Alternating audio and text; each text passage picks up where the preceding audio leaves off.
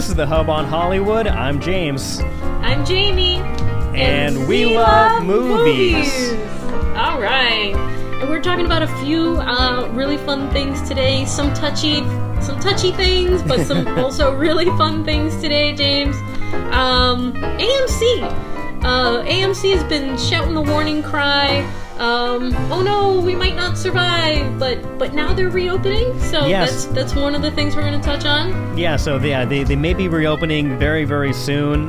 This may be the beginning of a last-ditch effort to survive the pandemic, but we will be getting into that. Also, casting calls, something we haven't seen in weeks and months. They are beginning to flow right back in, and so if you want to be an extra background actor for an upcoming film or project or even some mystery shows, you are in store, because that is what we will be talking about. Also, Gone with the Wind, gone from HBO Max, the new Warner Brothers, Warner Entertainment streaming service is making news again. Just recently they launched, but now with what's going on nationwide regarding protest demonstrations against police brutality and fighting racism, Gone with the Wind, a classic in the filmmaking cinema world, is under new scrutiny, and so we will be talking about Gone with the Wind going from HBO Max. Also, Rian Johnson, he's back in the news,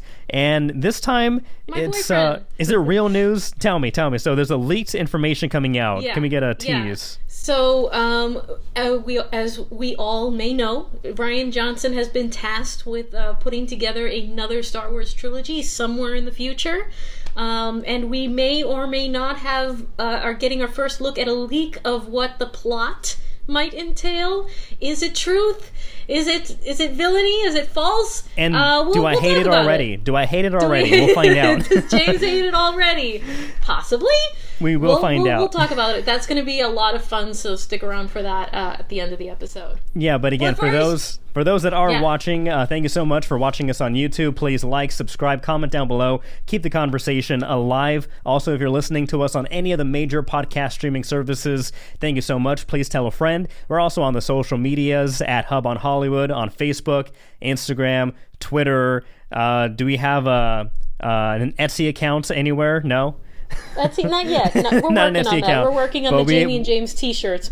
Yeah, in the works. Coming soon, but we are on the social medias. Also, last week or earlier this week, we reviewed the new Judd Apatow, Pete Davidson movie, The King of Staten Island. We were able to see it a little bit sooner than later. It's coming out on VOD today, so check out our review to see if you should watch it too.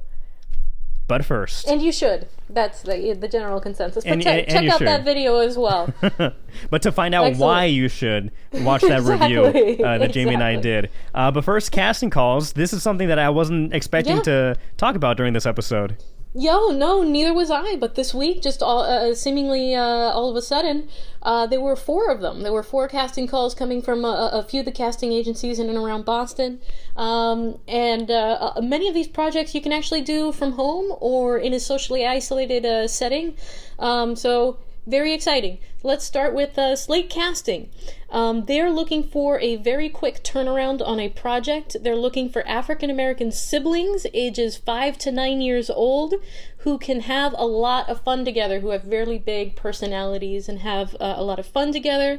They're looking for self-tape auditions from those kids. They're asking the kids to make a video in which they surprise each other, they show surprised expressions, make each other laugh in their own genuine way, and do a funny dance or gymnastics together. If that sounds like you and your family, go ahead and send in a self-tape video to slatekidscasting@gmail.com, and we're going to put some of the details up on the screen. slatekidscasting@gmail.com by noon Saturday. That's June 13th. Boston Casting is looking for a real father-son duo, also African-American. They're looking for a dad 35 to 40 years old, a son 12 to 15 years old. This is a non-union gig that pays $1,500.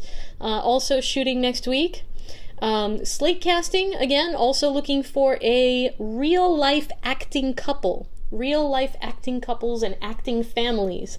So if everyone in the family is has got the acting bug, go ahead and send in a tape. They're looking for couples between the ages of 35 and 50 living together who have kids between the ages of 3 and 7. And one of the adults has to have acting experience. Not now, both, is that type of casting normal? Because what just popped in my head right now was maybe they want to cast people from the same household because of what's going on with COVID-19, and maybe they want the whole cast to be able to not be in danger of infecting somebody else. Exactly, and I think that they're sending in the self-tapes. They're asking people to send in the self-tapes because normally they would have big castings down at their headquarters in Boston. Obviously, they can't do that, so they're walking people through the process in their emails of how to create a self-tape and send that in.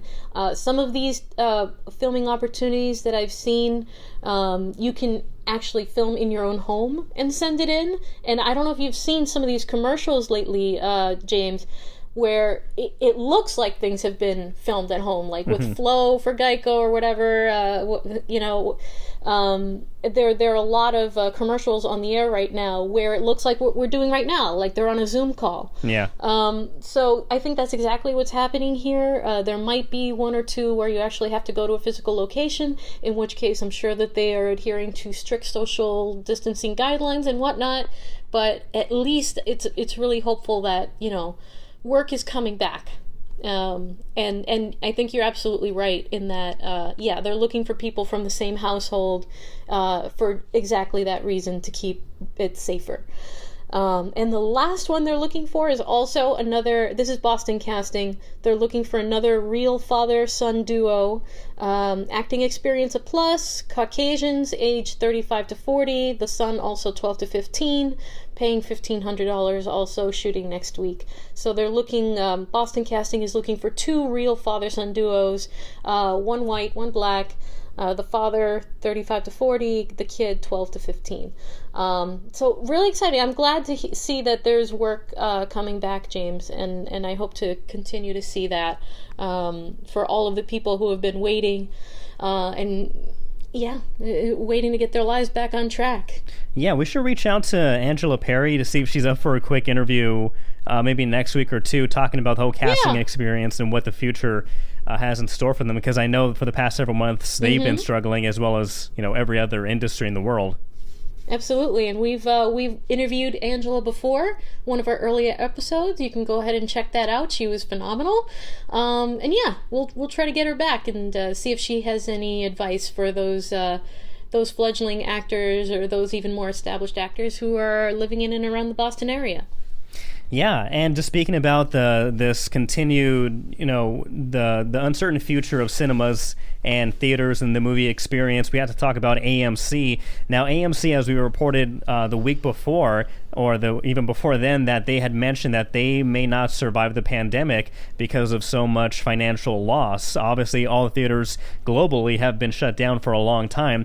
And so right now, AMC, amidst that news already, says that it's expecting to have all of its theaters worldwide opening up in July. And this is after losing over $2 billion in the first quarter of this year. And when they do reopen, they're going to be facing a lot of safety measures, including possibly having to limit the capacity. I know some states are already limiting it to 25% capacity. So even though AMC may be opening up or plans to hopefully open up soon, you still have to wonder what is the future, what the future has in store for AMC, because they're not going to be making that much money still. Yeah, I mean, I think this was a problem before the pandemic, was filling those seats to begin with, and now they're not going to be able to fill the seats at all because they need to maintain those social distancing guidelines. They need to, every other seat being filled.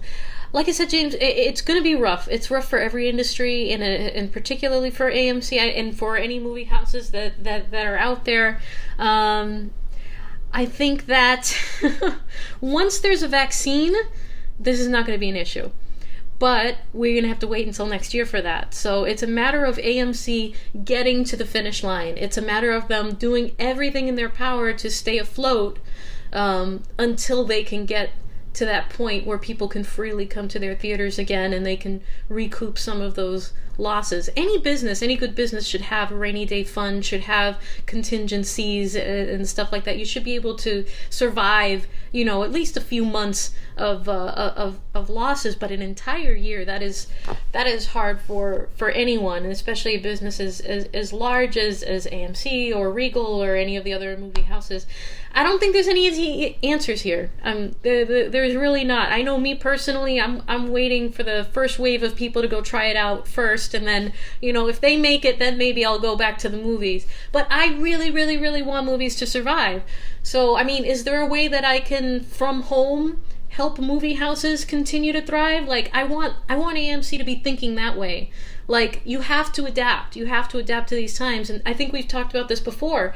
Maybe AMC doing the outdoor drive-in, kind of deal. Or, I don't know, selling action figures. I don't know, like doing something to diversify, to reach out to people who are stuck at home, to be creative and find a way to make money and get to the finish line and get to that point. They've got to survive the year, James. Yeah, and I'm one of those people that are just dying to go back into the movie theater and see the blockbuster of the year in a crowded theater with everybody there, either cheering, booing, crying, screaming. I live for that experience, and so I'm one of the first people that are dying to go back. However, with that being said, I understand the circumstances that we're in and the risks that we're still facing. And even though I'm dying to get back into a crowded movie theater, or even a maybe even an empty movie theater, there's still a part of me that's still very wary, still very reserved, and as you mentioned, that I'm going to wait a while until and see how the rollout goes. If there are negative effects because of how quickly people started moving into such tight corridors. I know that AMC is taking this very seriously. They're exploring several things to try to keep people safe, including high-tech vacuums, electrostatic sprayers, and upgraded ventilation systems, rather. And so AMC is able to afford that. Maybe, again, I'm not sure for how long, but as of right now, AMC is able to spend the money to try to protect people and try to bring people back into the movie theater. I'm more concerned about those small movie theaters who can't buy these high-tech vacuums or a brand new ventilation system. And that's what, not everybody goes to AMC just because of how popular and crowded they can be, and the local mom and pop shops, theaters, also suffer. Those are also suffering right now. They don't have the most attention because AMC, of course, is the biggest name out there, but there's Regal, there's Cinemark, there's a bunch of them. Yeah, so either way, I'm pulling for the industry. I love the industry. I hope things continue and we can all go back to seeing movies how movies should be seen, as opposed to on your phone or on your computer. You can see some movies, most movies, that you could turn your brain off, but for big movies that are meant for the theater, those should be seen in the theater. So we love movies, James, and we'll get back there. We'll get back to that happy place. Now, one thing that you cannot go to the movie theater for is it's for HBO Max. It's a big deal. That we've been talking about it recently, about how it's the new streaming service in town. HBO Max, I think, is joining the plethora of other HBO streaming services. There's HBO Go, HBO Sports, or something. There's like several already. And HBO Max, is the new iteration, the new version that people are being urged to subscribe to. Now, talking about HBO in this context, they're back in the news for not what they're showing, but what they're not showing. And what they're not showing, at least temporarily, is Gone with the Wind, the 1939 classic that's been criticized over the years for romanticizing slavery and putting the Civil War era in somewhat of a favorable light. And so with what's been going on nationwide with the protests of police brutality and standing up against racism, the streaming service says it's temporarily removing the film from its playlist. When it returns, there will be a discussion about the historical context and a denouncement of the movie is racist stereotypes. And we kind of already see this with some forms of property out there. You may remember the early, I think it's Looney Tunes, where there are things where they really pushed the boundaries back when they first started, back in black and white, I believe. And they hit a lot of stereotypes that were either wrong or offensive, or offensive.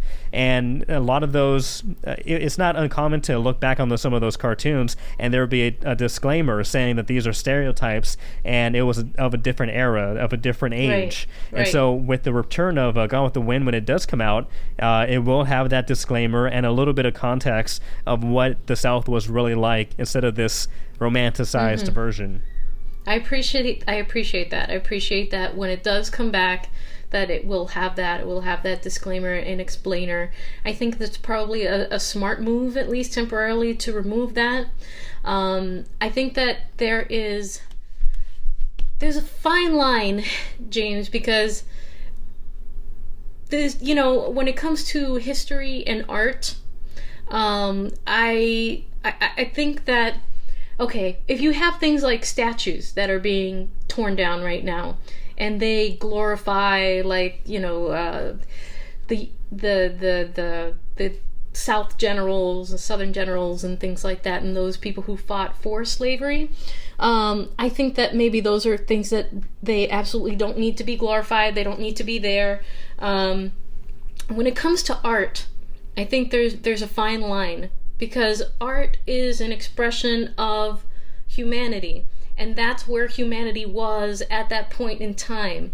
And what art does is it provides a way for us to see what the human experience was then and learn from it.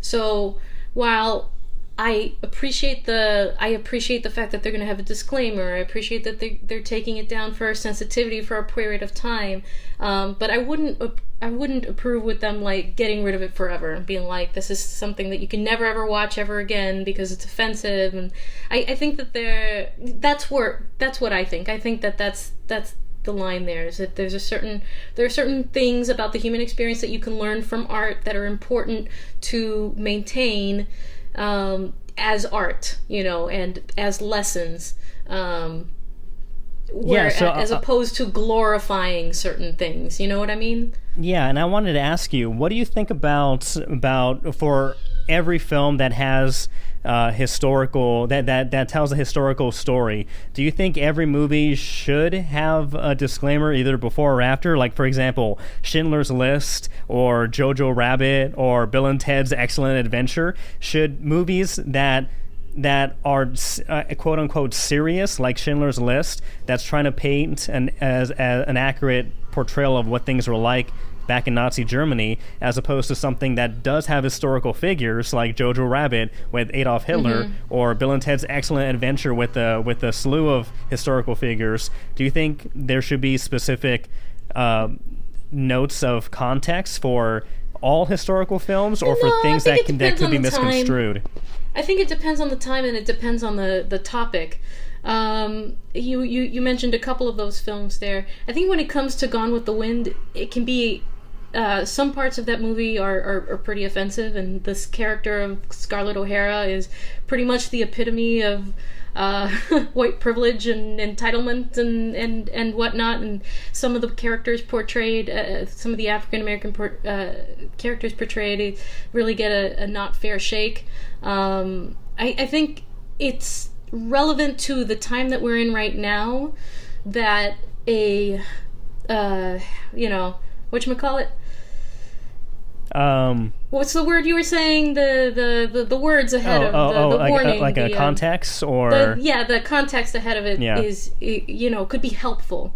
But when it comes to movies that are just of a historical nature, that's where you've got the rating system. It's rated R, it's rated this, and like Schindler's List, I think everyone goes into it knowing that this is a depiction of what happened in Nazi Germany and what happened to the Jews, and you go into it with a kind of expectation of, I know that the German soldiers are going to be yelling horrible things because this is a historical piece about what happened. So that's sort of my half answer, is I think it depends on the context, it depends on the topic. of the film and what's happening in the times that we are in at the present moment. I think right now we're in a very sensitive and time of upheaval racially, so I think that that's a little bit more necessary for people right now. We're all going through a traumatic event, James. Yeah. This year has been traumatic for everyone, but I also think it's a time of great potential to change things for the better. And I know that we are all going to come out of this year more understanding, more empathetic, and stronger and friendlier, and we're all going to get through it together, right, James? Yes, that's all we can hope for right now. That's really all we can hope for. But yeah, so I kind of agreeing with you pretty much. Kind of like the rating system. There are movies that are also rated R, like Inglourious Bastards or Once Upon a Time in Hollywood, where they use historical figures and events, but they're very loosely based on the actual historic events and what happened in real life. And so, so I think it depends. So if you're watching, so Gone with the Wind, or watching something that is meant to be taken seriously and not satirical, then I think, obviously I'm not the person who decides which movies get a disclaimer ahead of it or after it. Disclaimers. But I think movies that are commonly known as satirical or loosely based don't need to have a disclaimer or be put into context. Like Django Unchained. Yeah. Django Unchained. I don't know if you know, but you've watched Django Unchained, right? And they use the N-word a lot. Leonardo DiCaprio, white actor, uses the N-word a lot. And I recall him doing interviews in which he said that it was so difficult for him, and that he was on the set and he was crying because he felt so terrible about what he had to say and the way that he had to say it. And it was what's his name? Jamie Foxx, Quentin Tarantino. The other one. No, the actor who played Dr. Schultz. No, the actor who played Samuel L. Jackson. Yes, there we go. He's just giving the whole cast. The whole cast. Very good, James. Samuel L. Jackson. And so Samuel L. Jackson, who plays the butler there in the house, I guess was consoling Leo, was telling him, look, we grew up hearing this. It's okay. Do your job. We're telling a story here. So it was really difficult for the actors themselves, to do that film. But because, like you were saying, it's more of like a satirical versus an actual historical or representation or misrepresentation, if you want to say that the Gone with the Wind is more of a misrepresentation than it is an accurate historical representation. It's a fine line. But I think that we really need to listen to people, and those things that people come forward and say, hey, this is why this is a problem. Like, we really need to have an open ear and listen to people. And those films that are particularly problematic, then maybe those are the ones that need the disclaimer. But I think that, like I said, it's a product of the time. It's whatever is. We got to be sensitive to what is happening right now socially, and listen. If films like Gone with the Wind need that disclaimer, then they need that disclaimer. So awesome. And I'll end this segment with just a little fun fact I learned today. Not so fun, but it's a fun fact. Clark Gable, of course, he was in Gone with the Wind and played the lead male role. And on the set, they actually brought in so many background actors who were black to represent, how it really looked in the South and how many people were there, either actual slaves or people trying to join the war effort. And one of the background actors was interviewed, and he talked about how when he went over there, they filmed in Culver City, and on the set they had all the portable toilets, and each portable toilet was labeled white colored, white colored, white colored. And this man in 1939 is thinking, we're on a movie set, this is private property, and yet we're still being forced to segregate by going to different restrooms or using different restroom facilities. So this background actor, actually went to Clark Gable's trailer and knocked on the door. His people answered, and then Clark invited him in. And then the man went in there and said, I have a issue that I need to bring up that's bothering me and my men. And then Clark Gable listened, and he takes Clark out and shows him the portable toilets, and didn't have to say a word, but Clark saw the white colored signs all over the toilets, and he called one of the head honchos there at the set and demanded that they all be removed. And so a little, even back then, even though the times were different and in society it was normal to be segregated, it's good to know that there are people still out there that were out there who understood what was right, understood what was wrong, and tried their best with whatever power they had to make things better for their fellow brothers and sisters. I'm happy to hear that story too. All right. Thank you, James. Well, this is the Hub on Hollywood. Again, thank you so much for tuning in this week. If you haven't already, please like and comment down below. What do you think about AMC and its plans to open up next month, as early as next month, or Gone with the Wind, Gone in the Air from HBO Max? What do you think? Also, casting calls. Do you know anybody who fits the descriptions that Jamie read earlier? Let them know. Let them know how they can become the next great movie star. Background or commercial actor. Star. Or commercial actor. star. Yeah. All right. So, what would an episode of the Hub on Hollywood be without Star Wars? Star Wars! And we got more Star Wars news. Yay! Okay, so very exciting stuff. Let's pull it up, James. We may or may not, because, a lot of times these rumors are not entirely accurate, but we may or may not be getting a first look at what the basic, very, very basic plot of a Rian Johnson Star Wars trilogy might look like. For those of you who need to be brought up to speed, Rian Johnson, who was the writer and director of The Last Jedi, the second Star Wars movie in this last trilogy, was given by Disney quite a while ago his very own Star Wars trilogy to work on at a future date. However, after the events of The Last Jedi and The Rise of Skywalker, Bob Iger and the folks at Disney came together and said, you know what? We're going to slow this down. We're going to stop pumping out all of these Star Wars movies as quickly as we are. We're going to let them breathe, and we're going to space them out so that people will, there'll be more anticipation. There's a lot of fans were complaining about Star Wars fatigue or whatever.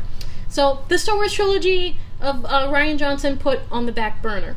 And then since then, there was a trilogy that was supposed to be created by the producers of, the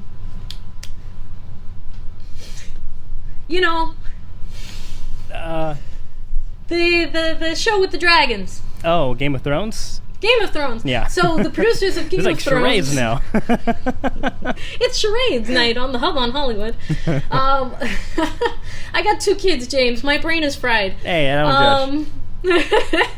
So the producers of Game of Thrones were supposed to get their own Star Wars trilogy also that was going to be first in production, but that completely fell through. And then since then, Taika Waititi was supposedly getting his own standalone, singular Star Wars movie, non-trilogy, and that might actually be coming first before any Rian Johnson trilogy. But the last that we knew about the Rian Johnson trilogy was back in October, when Rian talked to Entertainment. Was it Entertainment Tonight or Entertainment Weekly? It was one of those. And he told them, it was Entertainment Tonight, where he revealed that Lucasfilm had been saying that there was a lot of, they were still figuring things out. There were a lot of figuring things out. So that's still a little bit in limbo. But now, inside the magic.net, which is one of these Disney fan websites, I suppose, that follows very everything reliable, and everything. Very credible. Super reliable is saying that they're hearing rumors around the interwebs about what the Johnson trilogy may revolve around. Okay, now you're up to speed. So supposedly the trilogy will revolve around Broom Boy. Now, that's not a far stretch to just, just to say that, just to make that conclusion or jump to that conclusion. But supposedly, the trilogy would revolve around the Force-sensitive Broom Boy, who we saw at the end of The Last Jedi. I kind of love that. at the end of the Last Jedi, where he's holding up the broom as they fall, as they go away into outer space, and they, leave a little streak of light across the sky. Additionally, they believe that Rey's daughter will be a centerpiece to this trilogy, and that she will be a master of the Sith, leading the equivalent of the Empire in the First Order in the new era of Star Wars. I don't like that part. So before I go on my rant, because you know that I always have a rant, what do you think about that? That a trilogy that centers on Broom Boy and Rey's daughter, who is a Sith. Well, I was hoping that this new trilogy that Rian Johnson was, the idea is floating around that he's going to make it. I didn't like the idea that it was going to continue with any of the characters that we saw in the last trilogy, including Rey, Dan, or Poe Dameron, or Finn. And I wanted just a completely new, different universe, different characters, and no real tie back to what we saw in the last trilogy. I also had read that not only is Broom Boy coming back, but also Rey is a mentor to Broom Boy. Is that right? Because if so, I mean, there are multiple things. One, again, with the Broom, I have nothing against Broom Boy, but with him being associated or in the last trilogy, I would automatically myself consider him out, just because I want a completely different direction. I don't want to see those characters again, even though, there are things I like and things I don't like about them. The fact that, or the idea of Rey having a daughter who would become a master of the Sith, kind of goes and continues the Palpatine. Okay, so we're done with the Skywalker lineage, but we're going to continue the Palpatine lineage and see what happens down that bloodline. We've already seen the Skywalker bloodline, and again, this was supposed to be put to rest. So I'm not happy with that. Not too crazy about that. Also, who's Rey's baby daddy? I know who's Rey's baby daddy. Hang on. He's not alive. Rey's baby daddy. No. Rey's baby daddy, James. I don't see it. Unless he was conceived through pure love of French kissing for 2 seconds. Well, he did put his hand over her belly as he healed her at the end of The Rise of Skywalker, and he could have saved her life, and then I put his life essence into her uterus. I don't know, James. I don't know how the Force works. People are immaculately conceived. Apparently. From the first original trilogy to the second and the prequels. People are immaculately conceived all the time in the Star Wars universe. Apparently only once, but this would be the second time, so not all the time. But yeah, I just don't like a lot of ideas. Mainly that it's continuing the Palpatine story, the Skywalker story, because now Rey is Skywalker, and so of course it's just progressing that, and I'm fine. I'm not fine with how the original saga ended, but it ended. They tried their best, I think, and that's what we got. And so I'm ready for more adventures, kind of along the lines with the Mandalorian, with the Rebels, with the Clone Wars. Show us something, and have us meet people we haven't met before. Okay, so what I'm really excited about a Rian Johnson trilogy is that whatever story he tells, it's going to be operatic, it's going to be romantic, and it is going to be different. Okay? And I would be okay with Broom Boy. I would be okay with him taking this one character who we saw for all of 10 seconds and who has this vague connection, to that timeline, and telling his story of the new Jedi, because he is the new Jedi. The Jedi continue. The people who have control over the Force continue to exist, and there are plenty more stories to tell. When it comes to Rey, however, being part of that, I can see your concern. Maybe we want to see a much more futuristic timeline in which we're way past that, and maybe the Skywalkers are a legend, and people are trying to learn the lessons from the faults and the heroics of the past. I would be okay with that.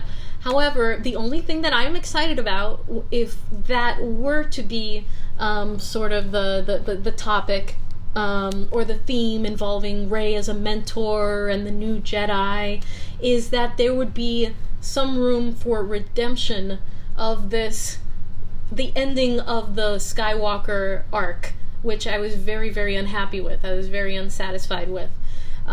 Either, and I know you don't like this idea, but I'm going to say it anyway because I like it. Either Rey goes and finds Kylo, who is trapped in the world between worlds, and together they create the Grey Jedi, and they train a whole new generation of Jedi in this middle way, so that we're not repeating the failures of the past, where it's like evil good, evil good, evil good, and you're trapped in a perpetual, pattern of fighting. Of you wouldn't have the Star Wars if you figured it out and had a middle way. I would be down with that. Or, like I said, Kylo touched her belly when he was saving her, and his life essence went into her, and she ends up having a daughter that is his somehow, and the struggle for balance continues through that family bloodline, because now the child is both a Skywalker and a Palpatine. I think that if anyone was going to salvage that I would be satisfied watching, it would be Rian Johnson, because I love like I said, operatic, romantic, different. I think that he can take those characters and salvage what happened at the end of the last trilogy and make it something a whole lot more satisfying, that I would absolutely adore watching. But honestly, James, anything that Rian does, I am going to be a fan of. And I'm going to give him the benefit of the doubt, and I am going to be super excited and pumped for. Whether or not this is the theme or this is what they're actually going to do, I don't know. It's probably way too early to tell, and it's a little bit of kind of... It seems to me like just way too easy of a jump, of a leap, or a guess. So I'm going to guess that he has something much more special in mind, but I wouldn't mind seeing Rey leading a new generation of Jedi towards a more middle way, and her having a daughter who is Ben Solo's daughter. Yeah, I'm not. Yeah, I'm not. Yeah. Again, I'm not totally against. I mean, I do agree that whatever Rian Johnson does make in the new trilogy, it's probably not this story, that this rumor, this leak that we've heard. So it's probably not that. And as you mentioned, that it's still going to be a Rian Johnson film. He's going to do it his own way. Unfortunately, I was not a fan of The Last Jedi. I thought it took the train off the rails completely, for me at least took the wind out of my sail. And for me, I feel like Rian Johnson is all about doing things that are intentionally different, or the main purpose to subvert expectations, and it doesn't tell the Star Wars story, or doesn't make Star Wars feel how it should. And I say that loosely, how it should loosely, because I believe Dave Filoni, again, he was behind the Clone Wars, behind Rebels, and it has a great hand in The Mandalorian. And I think Dave Filoni, he understands what Star Wars is, and he's capable of telling different, not being different just to be different, but telling different stories in the Star Wars universe. And one thing that we mentioned that we didn't like at the end of Rise of Skywalker is that it leaves you hopeless, no hope at all. I felt that I felt that at the end of Last Jedi, and I felt that again during the Rise of Skywalker. However, every project that Dave Filoni has worked on, I just get more excited for Star Wars, the lore, and I have that hope. I have the feeling that I know these characters. They're very well-rounded characters all around, and he's able to tell, again, different stories in the same universe, where I feel like Rian Johnson is pushing against what the universe has already said, what it's already created, and he wants to work out of those boundaries while still making a Star Wars movie. So again, I like Rian Johnson. I'm a big fan of Knives Out. And I didn't feel watching that movie my bias was swayed in one way or the other. I just liked him making that film. I just didn't think he landed or understands Star Wars as well as other people do, and that's where I stand. I believe the exact opposite, because I felt when I walked into The Last Jedi and I watched The Last Jedi, I felt like I was watching Star Wars for the very first time, and I felt that he understood the real essence of it, like the real heart of it, and that adventure, and that love, and that hope, and that potential, and the things that you can do with the Force, and what it is about, that journey, that internal journey that it originally is supposed to be about, and not just the boom boom bang bang, but it's about the character development. And I think that he does character development so well.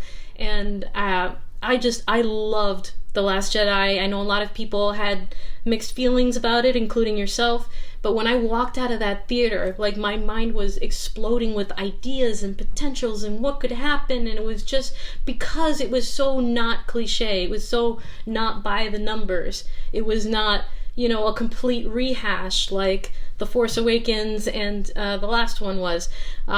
So in that way, I don't know. I just felt the complete opposite. But everyone's entitled to feel the way that they feel about it. Yeah, I like that. Even though we're on the far ends of the spectrum, both diehard Star Wars fans, so we can come to different conclusions or have different ideas of how, which direction it should go. Again, we're not in control, so we're here for the ride. Yeah.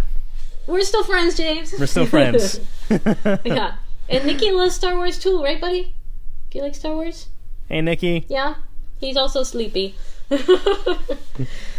Awesome. Well, which means we're probably coming to the end of our episode today. Yeah, and it's going to be a while until we find out what really is Rian Johnson's plan for his trilogy, so we have plenty of time to theorize and spread rumors and gossip here on the Hub on Hollywood. Woohoo!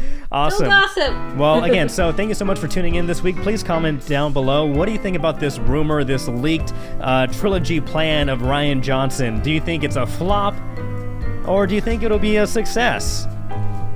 Yeah. Let us know down below. But yeah, for this week's Hub on Hollywood, I'm James. I'm Jamie. And we'll see you next week. See you next time.